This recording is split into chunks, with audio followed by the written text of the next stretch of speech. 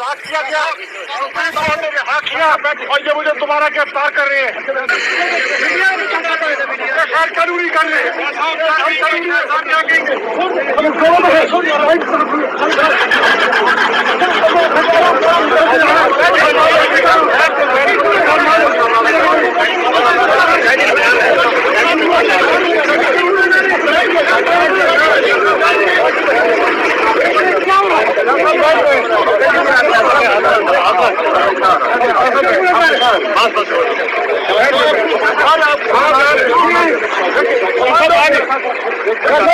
शाह साहब का सामान देने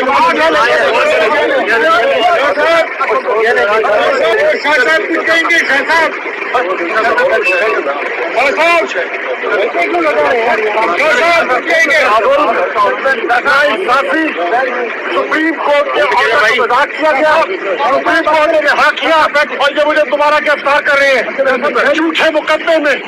मैंने कौम की तर्जुमानी की है, मैं बेगुनाह हूँ और ये मुझे बिना वजह इंतकामी सियासी इंतकाम का निशाना बनाया जा रहा है।